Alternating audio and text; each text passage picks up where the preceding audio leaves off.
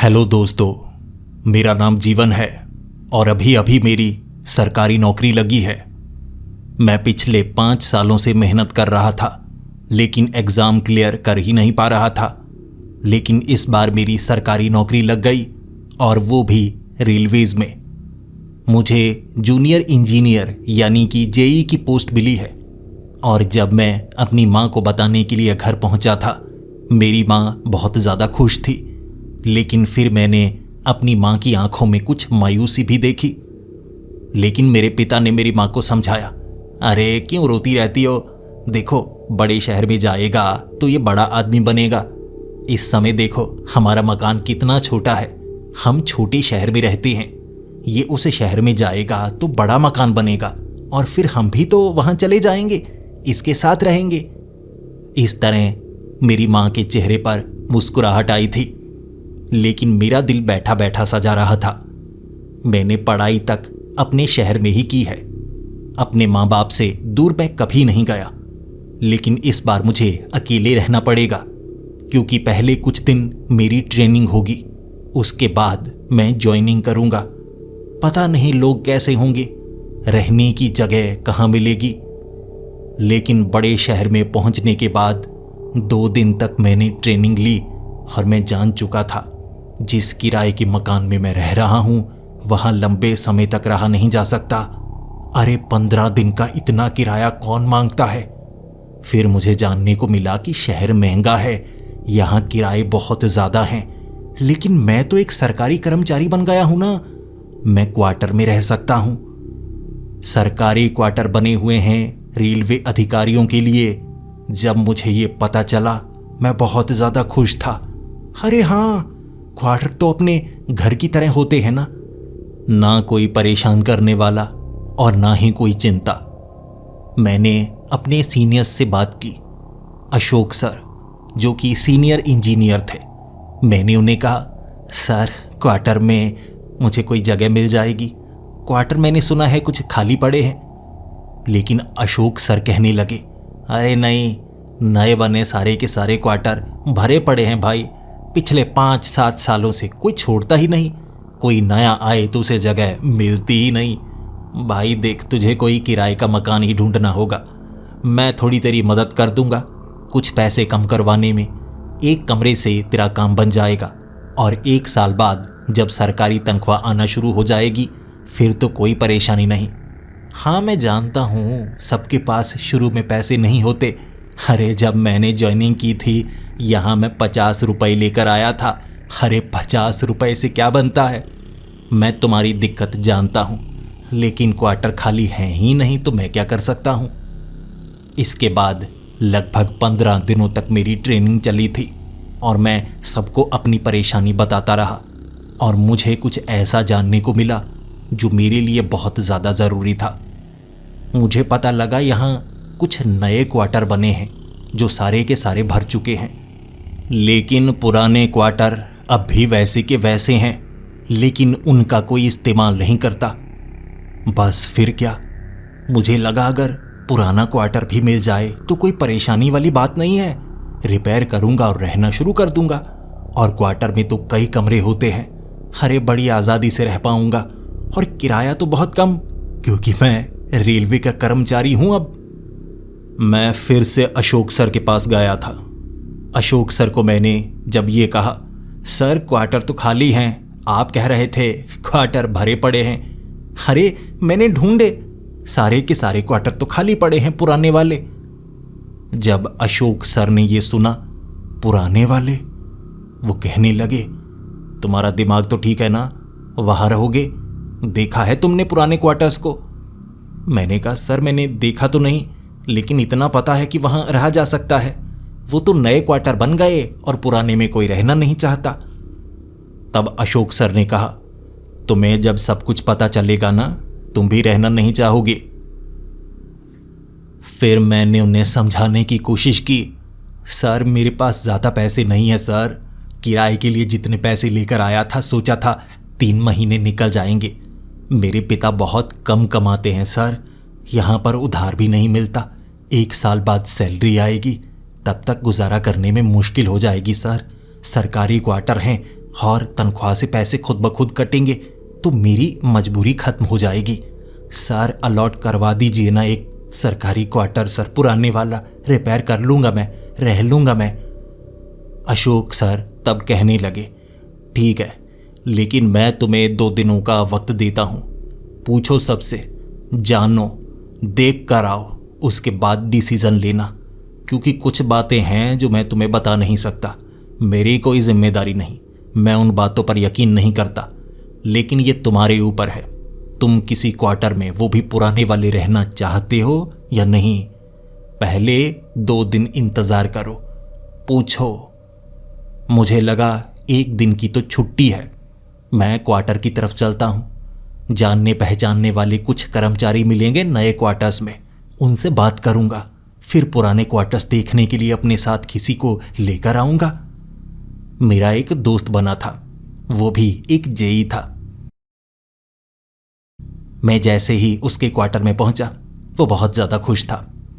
मैंने उसके बच्चों के साथ बात की और फिर मैं उसे कहने लगा, यार मुझे भी यहाँ रहना है यार, कितने साफ क्वार्टर हैं। उसने कहा, नए बने हैं यार, बिल्कुल पीछे तक, बिल्कुल साफ सुथरी कॉलोनी की तरह है।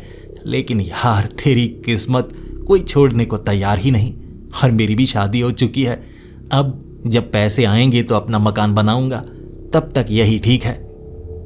मैंने तब उससे कहा, देख भाई, मैं बहुत ज़्यादा मजबूर हूँ, जानता हूँ कोई अपना क्वार्टर तो छोड़ेगा नहीं, लेकिन देख पीछे पुराने क्वार्टर हैं, साथ चलेगा मेरे? मैंने अशोक सर से बात कर ली है, एक क्वार्टर मैं लेना चाहूँगा।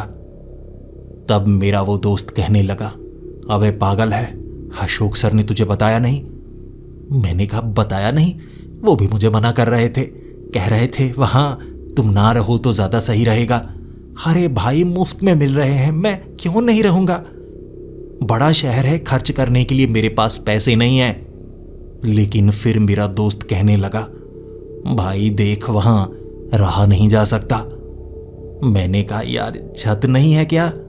उसने कहा, सब कुछ ठीक है, ये तो नए क्वार्टर बन गए, पुरानों का इस्तेमाल होता था, लेकिन दिक्कत आने लगी तो सब लोग छोड़कर चले गए।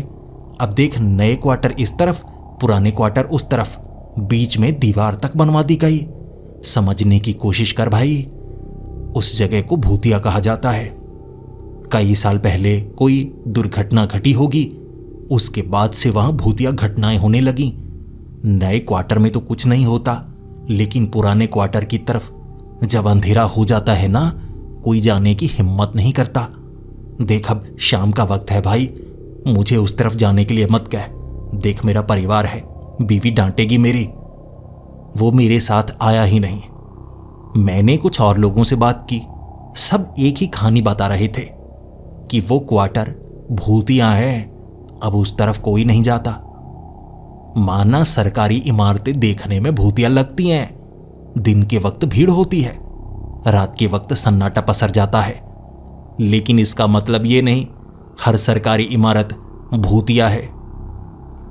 जब मैं शाम के वक्त देखने के लिए गया, वो सरकारी क्वार्टर जो पुराने वाले थे, वो इतनी बुरी हालत में नहीं थे। थोड़ी रिपेयर होती तो वहां रहा जा सकता था। हरे 3 कमरे, इसी के साथ एक ड्राइंग रूम, एक किचन, 2 बाथरूम। अरे भाई, मेरा तो काम बन जाएगा। माता पिता को यहाँ बुला भी सकता हूँ कुछ महीने बाद। ये आगे वाला जो क्वार्टर है ना, ये बड़ा साफ है। अरे आगे थोड़ी झाड़ियाँ साफ करनी होंगी, अंदर सफाई करनी होगी, यहाँ रहा जा सकता है। और भूत वूत पर मैं यकीन नहीं करता। अशोक सर ने 2 दिनों का वक्त मांगा था, लेकिन मैंने अगले ही दिन उनके पास जाकर कह दिया, सर मैं पुराने क्वार्टर में रहना चाहूँगा। आप वो भूत प्रेत पर यकीन करते हैं ना? वो कहानियाँ सुनी हैं आपने? मैं उन कहानियों पर यकीन नहीं करता, मैं वहाँ रहना चाहूँगा। सर किसी तरह बात करके मुझे वो क्वार्टर दिलवा दीजिए। अशोक सर ने जान पहचान लगाई और मुझे क्वार्टर नंबर 3 मिल चुका था। मैंने आगे झाड़ियों की सफाई सुबह सुबह शुरू कर दी। जब मैं अंदर पहुंचा, मिट्टी ज़्यादा पड़ी थी, लेकिन कमरे बिल्कुल साफ थे। छत की हालत थोड़ी बुरी थी, यानी मानसून के मौसम में कुछ बूंदें अंदर आ सकती थी, लेकिन ऊपर सीमेंट लगाने के बाद सब कुछ पूरी तरह से ठीक हो जाएगा। मैंने ये सोचा। मिट्टी की सफाई की, सामान रखवाया और अब सरकारी क्वार्टर में रहने का समय था। वक्त शाम के 6 बजे का था। मैं एक छोटा सा टीवी उधार मांगकर किसी से यहां लेकर आया था। मैंने वादा किया था कि जब सरकारी तनख्वाह आएगी मैं पैसे दे दूंगा। तब तक अकेले क्वार्टर में कैसे रहूंगा। मन करता है कभी कभी मैं भी फिल्में देखूं बैठे बैठे। टीवी चला लिया था मैंने। एक पुरानी खटिया थी सामने रखी हुई। खाना मैं बाहर से लेकर आया था, लेकिन सोच रहा था अब किचन में ही मैं खाना बनाया करूंगा। वक्त रात के 10 बजे का था। किसी ने दरवाज़ा खटखटाया। मैं घर में कच्छा पहनकर रहता हूँ। ज़्यादातर मैं इसी तरह कच्छा और बनियान डालकर रहता हूँ क्योंकि गर्मी बहुत है।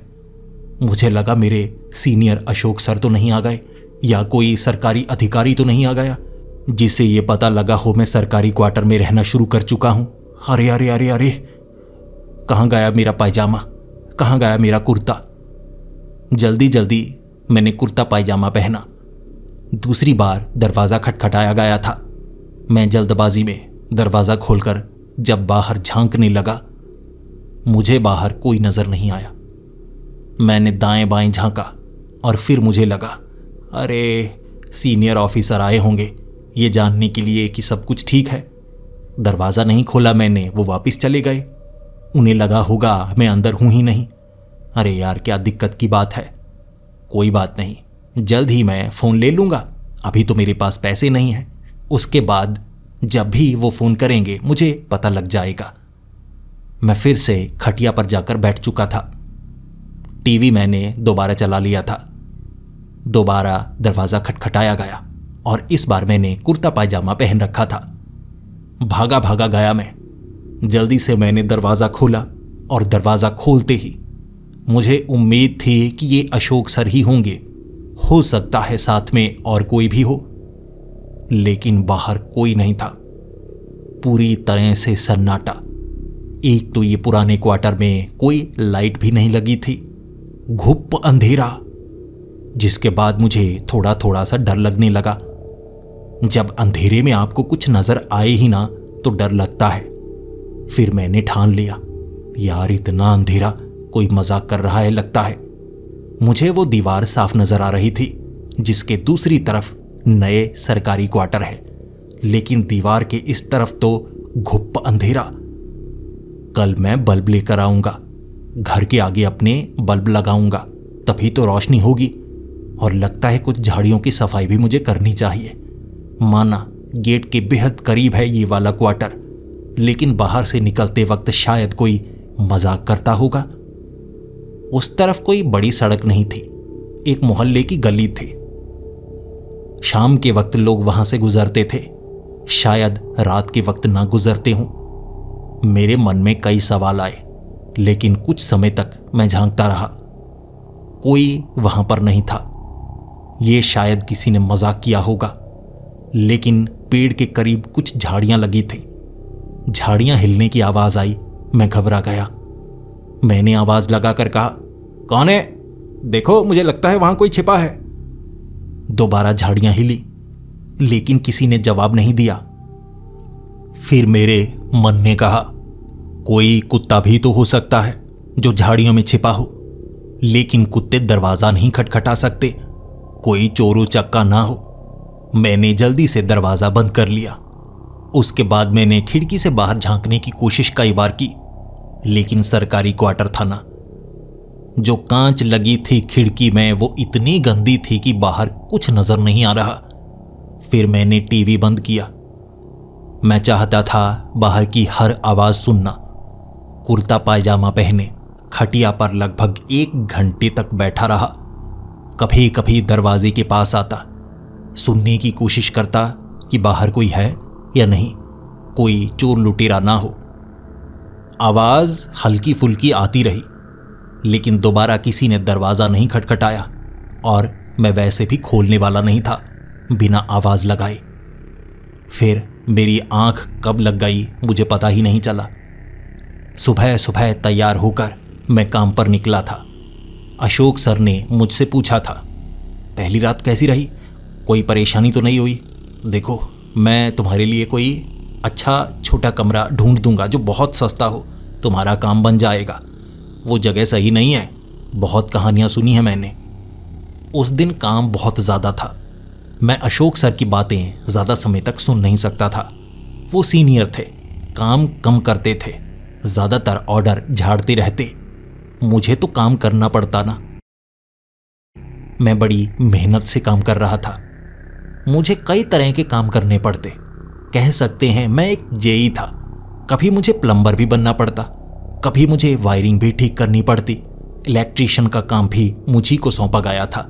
और ये तो हो गया रेलवे डिपार्टमेंट से जुड़ा हुआ काम। जो सरकारी क्वार्टर हैं, अगर वहाँ पर भी ऐसी छोटी मोटी कोई परेशानी आती है, वो भी मैं ही संभालूंगा, ये कहा गया था मुझे। तो पहले दिन काम बहुत ज़्यादा था। अशोक सर से ज़्यादा बात कर ही नहीं पाया। शाम तक मैं बहुत ज़्यादा थक गया था। वैसे जितने भी रेलवे अधिकारी थे, जब छुट्टी हो जाती वहाँ बैठकर खाना खाते, बातें करते। लेकिन मेरे पास पैसों की कमी थी। मैं इस तरह उनके साथ बैठकर जेब से कुछ रुपए निकालकर खर्च नहीं कर सकता था। ये बचपन से मेरी मजबूरी रही है, पैसों की कमी। इसीलिए मैं शर्म से अपनी नज़रें झुकाकर भीड़ से बचता रहता हूँ। खर्च नहीं कर सकता तो फोकट का खाना भी किसी की जेब से नहीं खाता। वापिस आ चुका था। 6 बज चुके थे। सबसे पहले मैं नहाया और उसके बाद मुझे लगा, अरे मैं सरकारी कर्मचारी हूँ, अभी तक मैंने वो एहसास तो पाया ही नहीं। दूसरा दिन हो चुका है। अब ऐसा करता हूँ, बाहर थोड़ा घूम कर आता हूँ, नए क्वार्टर्स की तरफ दोस्तों से मिलकर आता हूँ। और हाँ, मैं सफाई करने के बारे में भी सोच रहा था। रात को झाड़ियों से आवाज़ आ रही थी, देखूं तो ज़रा। मैं बाहर निकला, लेकिन सैर करने से पहले मैं वो पेड़ के पीछे जो झाड़ियाँ हैं उसे साफ करना चाहता था। मेरे पास झाड़ियाँ घास काटने के लिए एक बड़ी सी कैंची थी। मैंने उस कैंची का इस्तेमाल किया, पीछे वाली घास और झाड़ियों को काटा और एक तरफ फेंका। जहाँ से आवाज़ आ रही थी ना, वहाँ मेरा ध्यान पड़ा। वहाँ एक जूती पड़ी थी। ये किसी लड़की की जूती लग रही, कोई बड़ा जूता नहीं था और एक ही पड़ी थी, गंदी नहीं थी, जबकि 3-4 दिन पहले बहुत ज़्यादा बारिश हो चुकी है। ये साफ था, कोई लड़की यहाँ आई और उसकी एक जूती यहाँ रह गई। मेरे मन में कई सवाल आ रहे थे। लगता है जो झाड़ियों में छिपा था वो कोई लड़का नहीं था, वो कोई लड़की थी। दरवाज़ा भी खटखटाया गया। इसका क्या मतलब हो सकता है? ऐसा भी हो सकता है कोई प्रेमी जोड़ा यहाँ छिपकर गुलछर्रे उड़ाने की कोशिश कर रहा हो और वो लड़की ने मुझे परेशान करने की कोशिश की और लड़की छिप गई। एक तो जवान लड़कों में ना ठरक बहुत ज़्यादा चढ़ी रहती है, पता नहीं काबू रहता ही नहीं। मैंने वो जूती उन झाड़ियों से निकाली और उसके बाद आगे वाले उस डस्टबिन में डाल दी। फिर मैं चलता हुआ नए क्वार्टर्स की तरफ गया। भले ही दीवार के उस तरफ नए क्वार्टर थे, लेकिन वहां जाने के लिए मुझे घूमकर पीछे वाले मोहल्ले से निकलना पड़ता और कोई रास्ता था ही नहीं। बीच में दीवार थी और एक दरवाज़ा बनाया गया था। उस दरवाजे को हमेशा बंद रखा जाता था, क्योंकि इस तरफ के सरकारी क्वार्टर्स को भूतिया कहा जाता था। लेकिन अब तक मुझे कोई अनुभव तो हुआ नहीं। 8 बजे तक मैं अपने दोस्तों के उस क्वार्टर में रहा, बातें की। उसके बाद मुझे वापस आना था।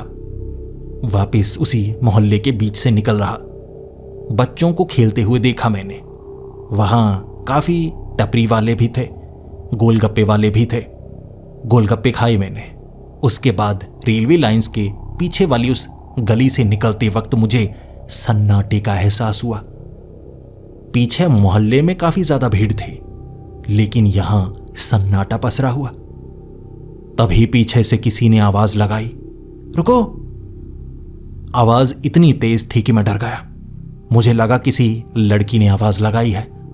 मैंने पीछे मुड़कर देखा तो 3-4 बच्चे थे। एक बच्चे ने आवाज़ लगाई थी। मैंने पूछा उस बच्चे से, हाँ बताओ बेटा, क्या बात है? वो बच्चा कहने लगा, अरे अंकल, कहाँ जा रहे हो? मैंने कहा मैं आगे जा रहा हूं, वो क्वार्टर्स की तरफ। उसने कहा अंकल आप पागल तो नहीं, अंधेरा हो चुका है, उस तरफ अंधेरे में कोई नहीं जाता। मैंने कहा मैं जाता हूं ना, अरे एक सरकारी क्वार्टर में तो मैं रहता हूं। जब मैंने ये बात कही ना, तीनों बच्चे डर गए। वो कहने लगे भूत भूत भूत अंकल भूत है। वो मुझे भूत भूत कहकर डर कर भाग चुके थे और मेरी इतनी हंसी निकल रही। मैं सोच रहा था अरे मुझे लगता है बच्चे कहानियां बनाते हैं, अरे मैं भूत लगता हूं क्या? वहां क्वार्टर में रहता हूं तो मैं भूत बन गया क्या? फिर मैं क्वार्टर में पहुंचा। जल्दी से मैंने टीवी लगाया। पेट भर चुका था, मैं आराम करना चाहता था। मैं आराम से खटिया पर बैठा हुआ था, तभी मुझे एक आवाज ने परेशान किया। यह अजीब सी आवाज थी। मुझे अच्छी तरह से सुनने के लिए टीवी को कुछ समय के लिए बंद करना पड़ा। मुझे अब यह आवाज बिल्कुल साफ सुनाई दे रही थी। यह आवाज किसी लड़की की थी, जैसे लड़की सिसकियां ले रही हो, रो रही हो। मैं खिड़की के बेहद करीब पहुंचा, कान लगाकर सुनने लगा ये आवाज कहां से आ रही है। मैंने ध्यान दिया ये आवाज बाहर से नहीं आ रही थी। इस क्वार्टर के बिल्कुल साथ में एक दूसरा क्वार्टर था, क्वार्टर नंबर 4। ये आवाज उसके पीछे के गलियारे के करीब से आ रही। जितने भी सरकारी क्वार्टर बने हुए थे उसके पीछे कुछ पेड़ पौधे लगाने के लिए खाली जगह छोड़ी गई थी। कह सकते हैं एक छोटा सा गार्डन जो हर एक क्वार्टर के पीछे था, सब एक साथ जुड़े हुए, बस 4 दीवारी ने उन्हें अलग किया हुआ। यह आवाज क्वार्टर नंबर 4 के पीछे वाले उस गलियारे के गार्डन से आ रही थी। लेकिन यहां सभी के सभी क्वार्टर बंद हैं, तो ये रोने की आवाज साथ वाले क्वार्टर से कैसे आ सकती है? मैं सोच में पड़ा हुआ, लेकिन मैं कुछ कर नहीं सकता था। मेरे पास ना तो टॉर्च थी, ना मैंने बाहर बल्ब लगाया था। घुप अंधेरे में मैं जाऊंगा तो मेरे लिए खतरा हो सकता है। लेकिन तभी फिर से कुछ घसीटने की आवाज आई और ये आवाज बाहर से आई थी, जैसे किसी धातु की चीज को दीवार पर रगड़ा गया हो। जब मैंने ये आवाज सुनी, मैं दरवाजे के करीब गया। कभी पीछे से आवाज आती है, कभी आगे से आवाज आती है।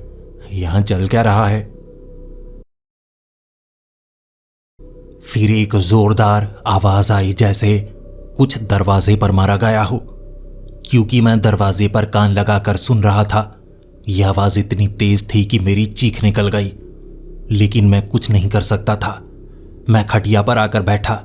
उसके बाद मैं शांत रहा। फिर दोबारा कोई आवाज नहीं आई। बिल्कुल सन्नाटा छा चुका था। सुबह ये बात मैं बाकियों को बताना चाहता था। मुझे लगा ये जगह में कुछ गड़बड़ तो जरूर है। हो सकता है ये कोई भूतिया घटना हो, या हो सकता है कोई मुझसे नफरत करता है और उसने ऐसा किया हो। जब मैं बाहर निकला, दरवाजे पर एक निशान था, जैसे किसी तेज धार चीज को मारा गया हो। इसी के साथ जमीन पर भी खुरचने के कुछ निशान थे। काले काले निशान, यानी धातु की चीज को रगड़ा गया है। लेकिन फिर लड़की की वो सिसकियों की आवाज जो पीछे से आई थी। मेरे पास इस घटना का कोई जवाब नहीं था। मैंने इसके बारे में अशोक सर को बताया और अशोक सर कहने लगे, तुम्हारे साथ भी वैसा हो रहा है। देखो, समझने की कोशिश करो। इन क्वार्टर्स में जो भी रहा, शुरू में तो घटनाएं साधारण रहीं, लेकिन धीरे धीरे घटनाएं बढ़ती हैं। कईयों पर जानलेवा हमला हुआ। ये हमला भूत प्रेत करते हैं। तुम्हारे साथ भी दरवाजे पर जो धातु वाला हमला हुआ ना, ऐसा किसी और के साथ भी हुआ था। तुम्हें गवाह चाहिए? मैं तुम्हारे लिए गवाह ला कर दूंगा, आज ही छोड़ दो। मैंने कहा, सर देखिए, मेरी बहुत ज़्यादा बड़ी मजबूरी है सर। मेरे पिता ने बताया था कुछ कर्ज भी है हमारे ऊपर। अब मैं किसी से पैसे नहीं ले सकता और मैं खुददार भी हूं। मैं यहीं रह लूंगा, देख लूंगा, झाड़ फूक उतारा कुछ करवा के मैं यहां रहना शुरू कर दूंगा सर, मुझे कोई ज़्यादा खतरा नहीं होगा। अशोक सर ने मुझे शांत करवाने की कोशिश की, समझाने की कोशिश की, लेकिन मैं समझ नहीं रहा था क्योंकि मेरे पास और कोई रास्ता बचा ही नहीं था। इसीलिए मैं 3 बल्ब लेकर आया। एक तो अपने क्वार्टर के बिल्कुल आगे लगा दिया, एक पीछे वाले गार्डन में लगा दिया जिससे आसपास के गार्डन में भी कुछ रोशनी हो जाती। फिर वो आगे वाले गेट के पास भी एक बल्ब लगा दिया जिससे गली में भी रोशनी हो जाती और अंदर भी काफी ज्यादा रोशनी रहती। 3 बल्ब से काफी ज्यादा काम होने वाला था। इसीलिए रात के अंधेरे में मैं खिड़की से बाहर झांकता रहा। मैंने खिड़की वाला कांच साफ कर दिया था, अब मैं अच्छे से बाहर देख सकता था। मैं झांकता रहा। वक्त 8 बजे का था। मैंने सोचा हुआ था अपने पास किसी तेज धार चीज को या किसी भारी चीज को जरूर रखूंगा। मुझे एक प्लम्बिंग पाइप मिल गई जो कि लोहे की थी। वो काफी लंबी थी, 3 फुट की। मैंने उसे अपने हाथ में पकड़ा हुआ। फिर मैंने ध्यान दिया जैसे यहां कोई हो। झाड़ियों में आवाज आई थी। कोई छिपा हुआ लग रहा था। शायद उसने कोई चश्मे पहने हो जिनसे रोशनी रिफ्लेक्ट कर रही थी। लाइट ज्यादा थी इसीलिए छिपने की जगह कम। पीछे वाले पेड़ों के पास जो झाड़ियां थी वो बार बार हिल रही, इसीलिए मुझे सतर्क रहने की जरूरत थी। लेकिन फिर मैंने किसी को भागते हुए देखा। उन झाड़ियों में कोई तो था जिसने शायद मुंह ढका होगा और वो डरकर ऐसे भागा जैसे उसने भूत देख लिया हो।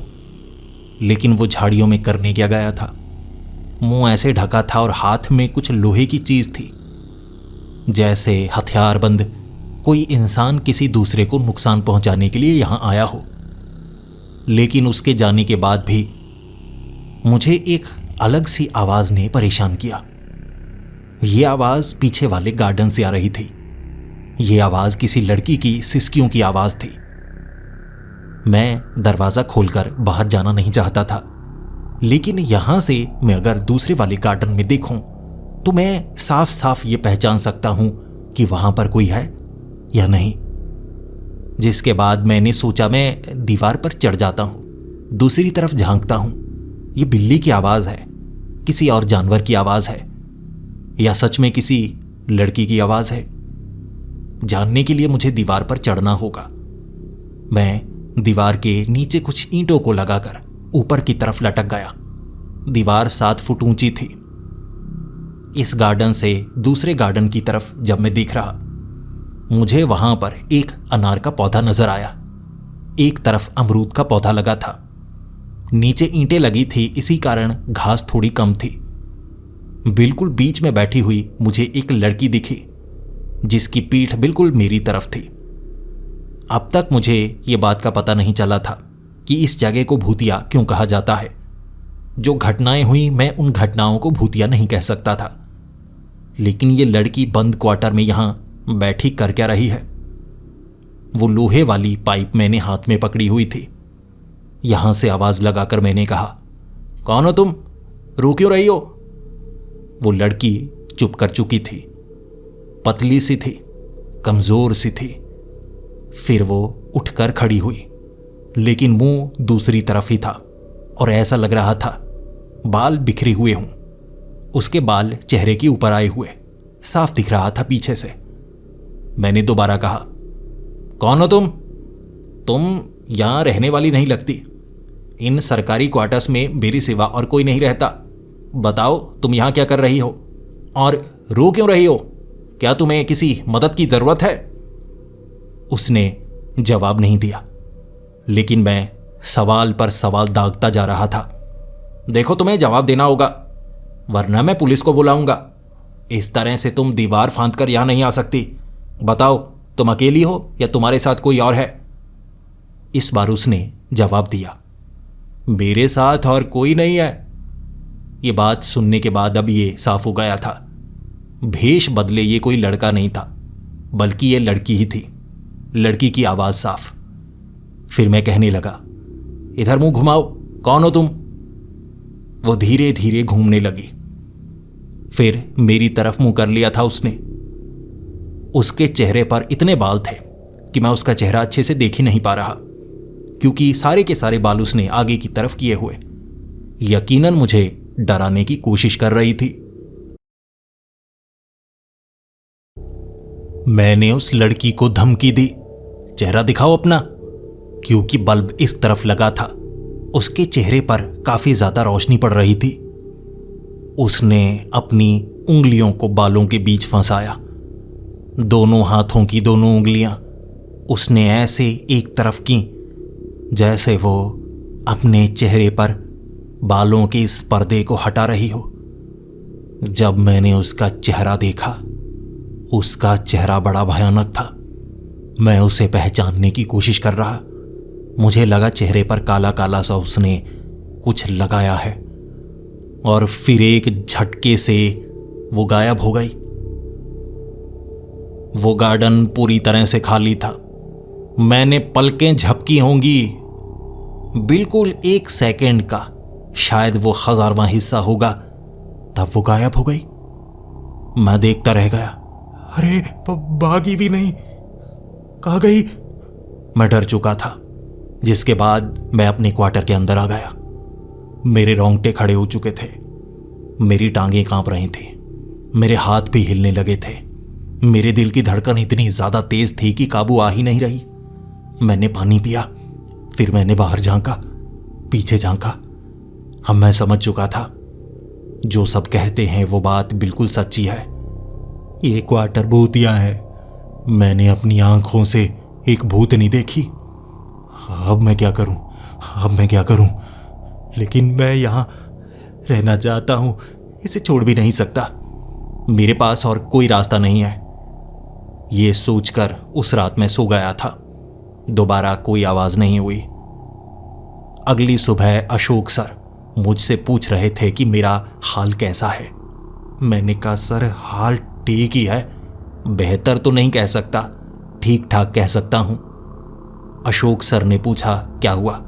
तुम्हें दिक्कत आ रही है ना, वो भूत वाली?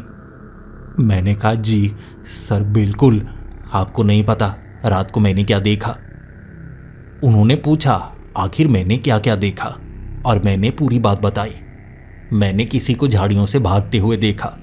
पहले वहां मुझे जूती मिली थी, मुझे लगा था कोई वहां छिपता है। अब उस घटना ने मुझे ज्यादा नहीं डराया, हो सकता है कोई छिपा हो और डर कर भाग गया। लेकिन उसके बाद जब पीछे मैं गया, मैंने उस लड़की को अपनी आंखों के सामने से गायब होते हुए देखा।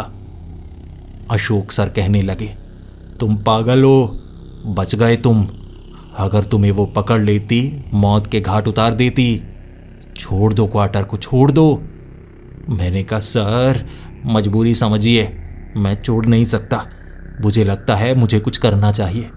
इससे पहले इस घटना पर मैं यकीन नहीं कर रहा था, लेकिन अब मुझे ये साफ हो गया है, ये जगह भूतिया है, इसीलिए मैं उपाय करूंगा। जब मैंने उपाय की बात अशोक सर से की थी, अशोक सर गुस्सा करने लगे। क्या उपाय? कैसा उपाय? मैंने कहा, सर मैं किसी बाबा तांत्रिक पुजारी से बात करूंगा। उतारा करना होगा। उतारा करने के बाद ऐसी आत्माएं शांत हो जाती हैं, दोबारा वो किसी को नजर नहीं आती। अशोक सर कहने लगे, तुम पागल तो नहीं? अगर किसी को पता लग गया ना कि तुम किसी बाबा को क्वार्टर में लेकर आए हो, मुझे बहुत डांट पड़ेगी। मैं अपनी नौकरी गंवाना नहीं चाहता, इसीलिए एक बात साफ है, ना कोई बाबा आएगा, ना पुजारी तांत्रिक, कोई भी क्वार्टर में नहीं आएगा। अगर तुम अब भी मान नहीं रहे, मैं तुम्हारे खिलाफ सख्त एक्शन लूंगा। मैंने कहा, सर मैंने कुछ गलत नहीं किया। एक्शन किस चीज़ का लेंगे? उन्होंने कहा, मुझे घटना घटने के बाद कुछ करने की ज़रूरत नहीं। मैं गलत इल्ज़ाम लगाकर भी तुम्हारे ऊपर एक्शन ले सकता हूँ। मैंने कहा, सर मैंने कुछ गलत नहीं किया, आप झूठा इल्ज़ाम मुझ पर लगा नहीं सकते। वो थोड़े से बौखला गए थे। मैं जानता हूँ, जब कोई ऐसी जगह हो जहाँ भूत प्रेत का वास हो, इंसान डरते हैं। इसीलिए मैंने उन्हें समझाने की कोशिश की, सर मैं संभाल लूँगा। उन्होंने कहा, तुम्हारी जान भी जा सकती है। मैंने कहा, सर चिंता मत कीजिए, मैं अपना ख्याल खुद रख लूंगा। मैंने उन्हें यह कह तो दिया था, लेकिन रात को मैं ये सोच रहा था आगे वाला गेट लगा दूं ताकि कोई बाहर से आ ना सके। फिर मैं ध्यान रखूंगा यहां कौन आता है कौन जाता है। कल भी झाड़ियों में कोई तो छिपा था। लड़की की आत्मा मुझे पीछे नजर आई है। आगे कोई और था। वो मर्द लग रहा था, वो कोई लड़की नहीं थी। और जब भी कोई भूतिया घटनाएं होती हैं, भूत अपना आकार डील डॉल नहीं बदलता, रंग रूप भले ही बदल सकता है। मुझे जानना होगा उस भूतनी के सिवा यहां और कौन आता है। मैं बार बार रात के वक्त खिड़की से बाहर झांके जा रहा था। अब तक बाहर मुझे कोई नजर नहीं आया था, जिसके बाद मैं अपनी खटिया पर जाकर बैठ गया। लेकिन कुछ समय बाद किसी ने दरवाजा खटखटाया। दरवाजा जोर से खटखटाया था। मैंने अंदर से आवाज लगाई, कौन है? कौन है? मुझे कोई जवाब नहीं मिला और बिना जवाब मिले मैं दरवाजा खोलने वाला नहीं था। मैं घबराया और मैंने फिर से अपना जवाब मांगने की कोशिश की। बताओ कौन है, बोलो तो सही। लेकिन कोई कुछ नहीं बोला। मुझे लगा ये वो भूतनी होगी।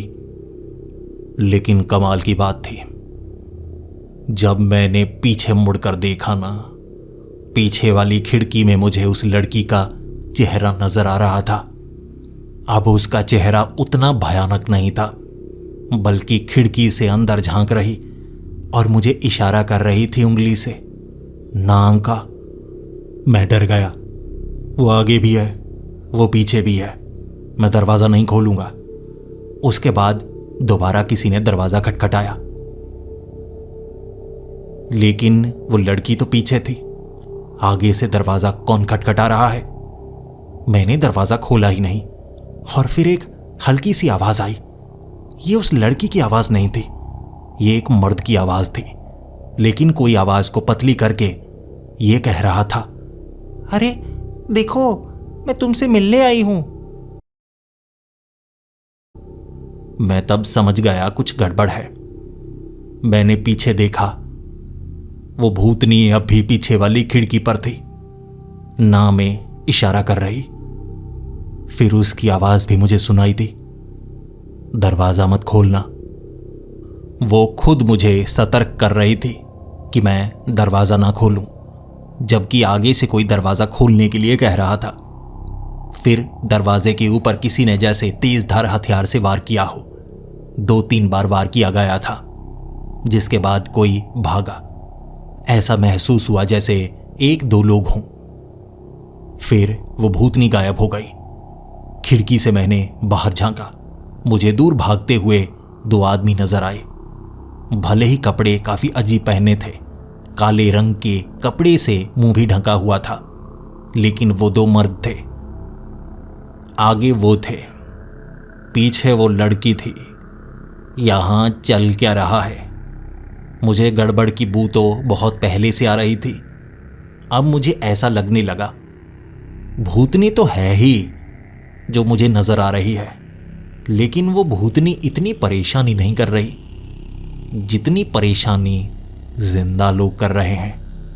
लेकिन क्यों? अगले दिन मैंने अशोक सर से बात की।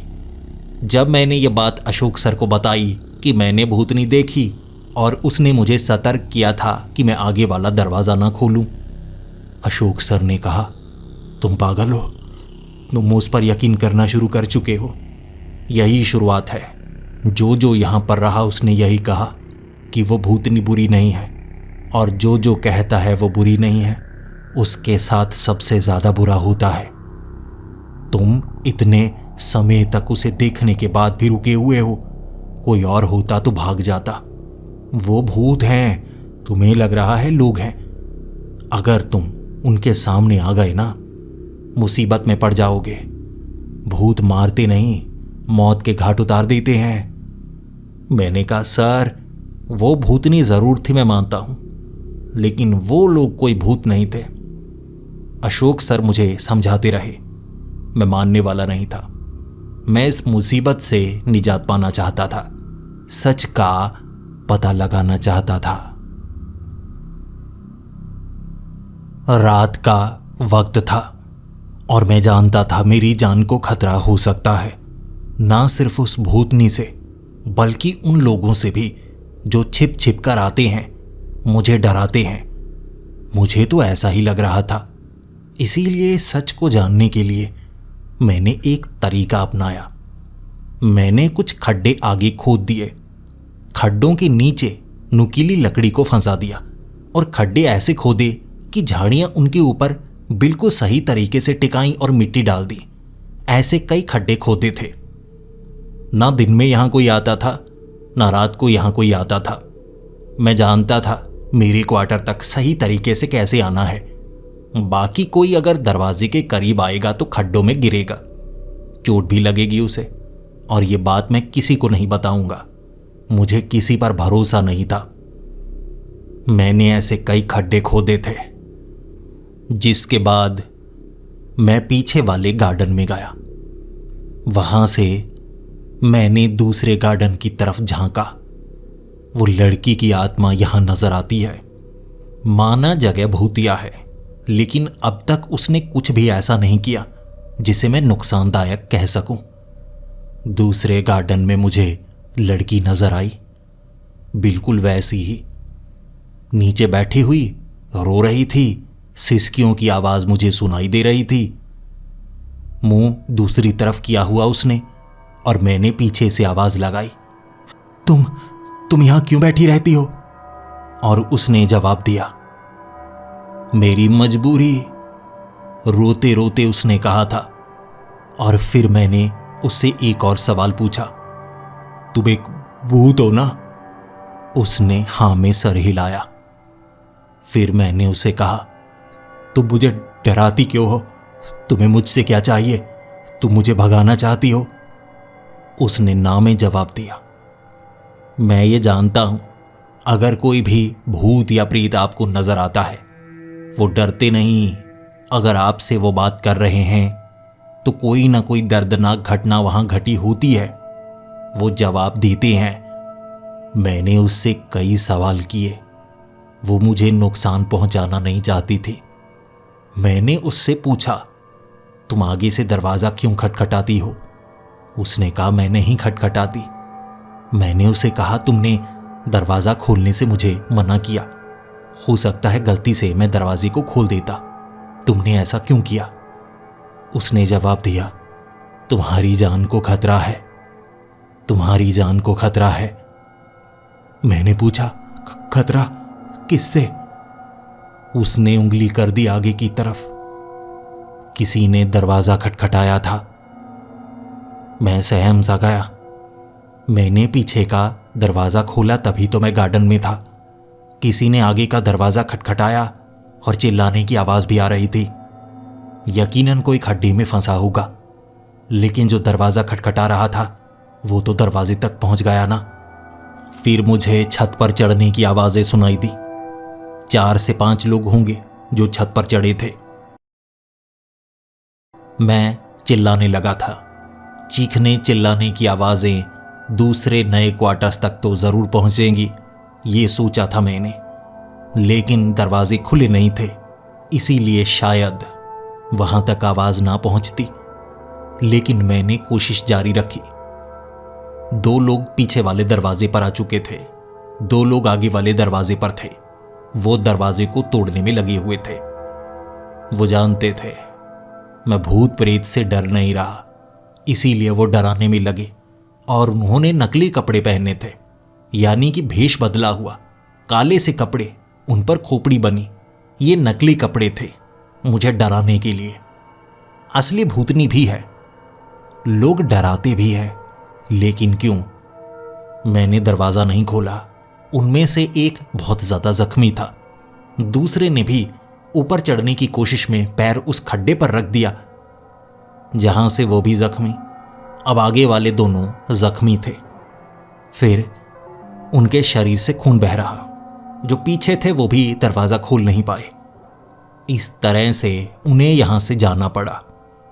वो तो जा चुके थे, लेकिन मैं ये जानता था रात अभी बाकी है। मैंने उन्हें तो रोक दिया, लेकिन मुझे सच का पता लगाना है। मैं फिर से गार्डन में वो दीवार पर चढ़ा और उस लड़की को इशारा करके कहने लगा, कहाँ हो तुम? क्या तुम यहीं हो? वो बिल्कुल मेरे पीछे खड़ी थी। कब आ गई पता ही नहीं चला। वो कहने लगी, हाँ मैं यहीं हूं। जब मैं पीछे मुड़ा उसे देखकर मैं डर चुका था। उसका चेहरा इतना भयानक कि मेरी चीख निकल गई, लेकिन मैंने खुद को संभाला और फिर मैंने उससे सवाल पूछा, वो तुम्हारे साथ थे? उसने कहा, नहीं, वो मेरे साथ नहीं थे। वो तुम्हें यहां से दूर करना चाहते हैं क्योंकि तुम सच जान सकते हो। मैंने उस लड़की से पूछा, आखिर वो मुझे यहां से भगाना क्यों चाहते हैं? उसने कोई जवाब नहीं दिया। वो गायब हो गई और फिर आवाज आई, जवाब यहां है। वो क्वार्टर नंबर 4 के गार्डन में खड़ी थी। मैंने दीवार के उस पार देखा। उसने जमीन की तरफ इशारा किया और कहा, खोदो, तुम्हें सभी जवाब मिलेंगे। जब उसने ये कहा, मुझे थोड़ा थोड़ा समझ में आने लगा था। मैंने बिना सोचे खुदाई शुरू कर दी। माना मुझे उतारा करवाना चाहिए था, माना उससे पीछा छुड़ाना ज्यादा जरूरी था, लेकिन उस समय मुझे लगा वो मेरी मदद कर रही है, इसीलिए मैंने जमीन खोदना शुरू कर दिया था। जब मैं जमीन खोदता गया, मुझे ऐसा लगा इस कच्ची मिट्टी के नीचे कुछ है, कुछ जरूरी, कुछ शापित, लेकिन मुझे अंदाजा ना था मुझे वहां क्या मिलेगा। जब मैंने कुछ हद तक खुदाई की, मुझे नीचे एक खोपड़ी नजर आई। मैं कांप गया और तब वो लड़की सबसे भयानक रूप में थी। उंगली खोपड़ी की तरफ करके कहने लगी, ये मैं हूं, ये मैं हूं, ये मैं हूं, ये मैं हूं, ये मैं हूं। एक ही बात वो रटे जा रही थी। मुझे घबराहट होने लगी। इतने में मेरे क्वार्टर के दरवाजे को तोड़ने की आवाज सुनाई दी थी मुझे। वो लड़की कहने लगी, सबको बता दो, सबको बता दो, सच सामने आ जाएगा। मैं क्वार्टर नंबर 3 के गार्डन में गया ही नहीं। मैं सीधा क्वार्टर नंबर 5 के गार्डन में पहुंचा।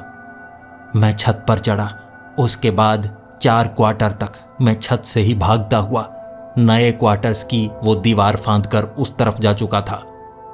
वहां पर मैंने अपने दोस्त के क्वार्टर के दरवाजे को खटखटाया और जब वो बाहर आया, मैंने उसे सच बताया। उसने पुलिस को फोन लगा दिया था, जिसके बाद मुझे जान से मारने की कोशिश की जा रही है, ये कहकर उसने पुलिस को बुला लिया। पुलिस आ चुकी थी और जो मुझे नुकसान पहुंचाना चाहते थे वो शायद भाग चुके थे। पुलिस शायद भूत की बात पर यकीन ना करती, लेकिन मेरी कहानी काबिले यकीन थी। मैंने उन्हें बताया वहां नीचे क्या है। क्वार्टर नंबर 4 में कंकाल निकाला गया था। और आपको पता है ये बात का पता लगते ही भागा कौन? अशोक सर। लगभग 7 साल पहले क्वार्टर नंबर 4 में अशोक सर रहते थे। उस समय वो जूनियर इंजीनियर थे। एक लड़की जो शहर से गायब हुई, कहां गई किसी को अंदाजा तक न लगा। उसकी लाश क्वार्टर नंबर 4 के पीछे गार्डन में छिपाई गई थी और उसके बाद से यहां कोई रह नहीं पाया। पुराने क्वार्टर्स में जब कोई आता, उसे डराया जाता, भगाया जाता। इस तरह वो लड़की भी भूतनी थी और भूत पर कोई यकीन न करता। अशोक सर बचते जा रहे थे। ये जुर्म करने के बाद उन्हें लगा लोगों को डराकर सच छिपाया जा सकता है। अगर गार्डन में पहले ही खुदाई होती तो सब कुछ साफ हो सकता था, लेकिन किसी ने ये सोचा ही नहीं कि वो लड़की यहां हो सकती है जब तक मैंने खुदाई ना की थी। सारा सच सामने आ गया। अशोक सर को लगभग 15 दिन बाद बिहार से पकड़ा गया। वो नेपाल के रास्ते भारत से बाहर भागना चाहते थे, लेकिन ऐसा वो कर नहीं पाए। उन पर कत्ल का इल्ज़ाम लगा, जिस कारण शायद उन्हें उम्र कैद की सज़ा होती। लेकिन मैं कह रहा था, फांसी से कम नहीं होनी चाहिए। अगर किसी ने किसी और को मारा है तो उम्र कैद की सज़ा क्यों? सज़ा बराबर होनी चाहिए। लेकिन मैं कानून का सम्मान करता हूं। अशोक सर को उम्र कैद की सज़ा हुई, लेकिन जो इंसान बुरा करता है उसके साथ बुरा ही होता है।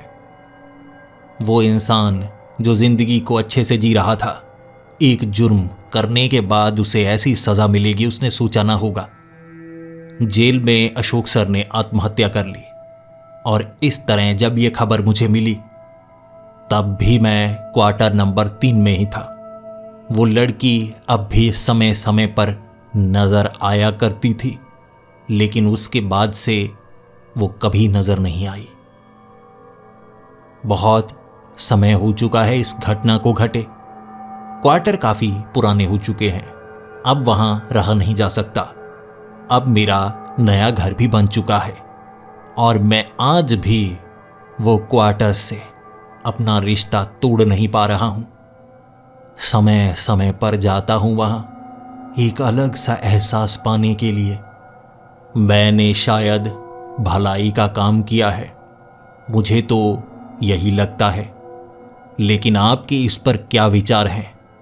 जवाब ज़रूर दीजिएगा।